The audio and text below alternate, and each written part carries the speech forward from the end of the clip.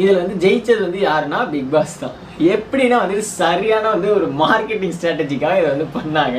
ஒரு காரை வச்சு வந்து ஒரு விளம்பரம் பண்ணாங்க, அதில் வந்து மார்க்கெட்டிங் பண்ணாங்க. அண்ட் வந்து அதுக்காகவே பிரச்சனை யூஸ் பண்ணாங்களோ அப்படிங்கிற மாதிரி தான் இருந்துச்சு. ஏன்னா இப்போ நார்மலாக வேறு யாராவது 2 பேர்த்து அனுப்பியிருந்தாங்கன்னா இது வந்து அவ்வளோ இன்ட்ரெஸ்டிங்காக இருந்திருக்கா, டிஆர்பி இருக்காது, யாருமே பார்த்துருக்க மாட்டாங்க. பட் வந்து இது வந்து பிரஜின் போகிறாரு அப்படிங்கிறப்ப சாண்ட்ராவோட அந்த ஒரு எமோஷன் அப்படிங்கிறப்ப ஒரு டிஆர்பி ப்ரோமோ பயங்கரமாக ஏற்றி விட்டு எல்லாருமே பார்க்க வச்சு அதை அட்வர்டைஸ்மெண்ட் பண்ணி இது வந்து ஒரு மார்க்கெட்டிங் ஸ்ட்ராட்டஜியாக வந்து பிக் பாஸ் தான் ஜெயிச்சிட்டாரு. அதுக்கு முந்தின நாள்லேருந்தே அதுக்காக அடி போட்டு இந்த மாதிரி வந்து செஞ்சாங்களோ, பிரஜினை ஒரு நாள் ஃபுல்லாக செஞ்சோம்னா அடுத்து வந்து சாண்ட்ரா வந்துட்டு இந்த அளவுக்கு எமோஷன் ஆவாங்க. அப்போ வந்து அவங்களோட எமோஷன் ஏன் இந்த அளவு எமோஷன்னா முன்னாடி நாள் தான் இந்த அளவுக்கு திட்டு வாங்கியிருக்காங்க, ஒரு கெட்ட பேரோட வெளியே போகிற மாதிரி இருக்கும்.